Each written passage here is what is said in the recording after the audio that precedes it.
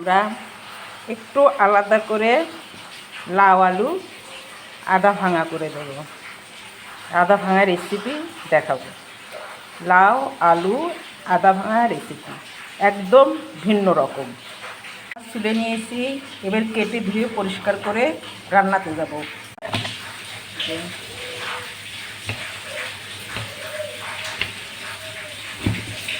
আমাদের আলুটা কাটা শেষ, এবার আমরা লাউটা কেটে নেব।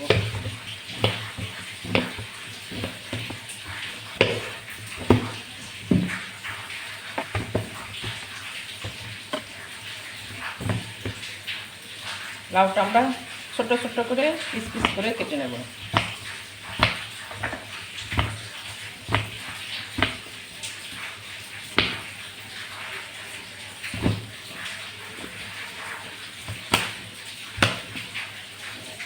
সবজিটি বসিয়ে দিয়েছি, এবার দেব লবণ, মরিচ, কাঁচামরিচ, রসুন। এবার দেব হলুদ, অল্প একটু পরিমাণ মতো, আপনারা যে যেমনি ঝাল খাবেন সেমনি করে দিয়ে এটাকে এখন আমি একটু সেদ্ধ করে নেব। সেদ্ধ হওয়ার আগ পর্যন্ত হতে থাক। সেদ্ধ হলে আমি আবার আসবো নতুন রূপে লাউ আলুর আদা ঘন্ট নিয়ে। ঘন্টটা আমাদের সিদ্ধ হয়ে আসছে, এবার আমরা এটাকে আলাদাভাবে বাগারে দেব। তাহলে আমরা বাগার দেওয়ার জন্য পেঁয়াজ, জিরা, দেখি বাগার দিয়ে আসি। বাগার দেওয়ার জন্য আলাদা একটা কড়াই নিয়েছি, কড়াইতে তেল দিচ্ছি। পরিমাণ মতো তেল দেব এবং এই তেলের মধ্যে আমরা পেঁয়াজ লাল করে ভেজে নেব। তেল গরম হয়ে গেছে, তেলের মধ্যে আমি পেঁয়াজ দিয়ে দিলাম। পেঁয়াজটা লাল হওয়া পর্যন্ত আমি লাগবো, লাল হলে আবার ফিরে আসবো। এই পর্যায়ে আমাদের পেঁয়াজটা লাল হয়ে গেছে, এর মধ্যে আমরা জিরা দেব।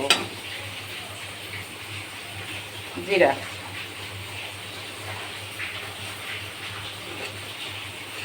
এটাকে আমরা এবার ভেজে উঠিয়ে নেব। এভাবে উঠাই নেব তেলের থেকে। আমরা পেঁয়াজ আর জিরে ভাজাটা উঠিয়ে নিয়েছি, এই তেলের মধ্যে আমরা এখন লাউ আদা ঘন্টটা দিয়ে দেব।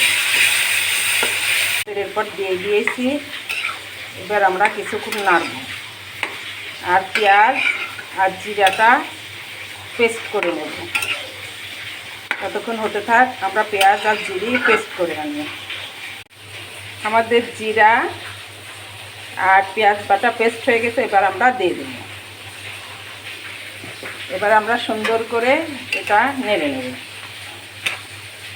সুন্দর করে কিছুক্ষণ নাড়ব, যতক্ষণ তরকারিটা আধা ঘন্টা না হয়। এত সময়টা আমরা সুন্দর করে নাড়তে থাকব আর ঝোলটা কমিয়ে আনব।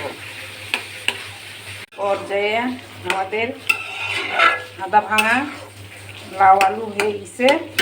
আমরা একটু আঠালো করার জন্য একটু সামান্য একটু আটা দিয়ে দেব বা চাউলের গুঁড়া দেব। আমার চাউলের গুঁড়া নাই, আমি আটা দিলাম।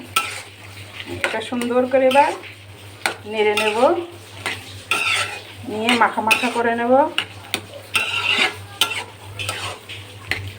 এই যে প্রায় মাখো মাখো হয়ে আসছে, মাখো মাখো হওয়া পর্যন্ত আমরা এটা এভাবে নাড়ব।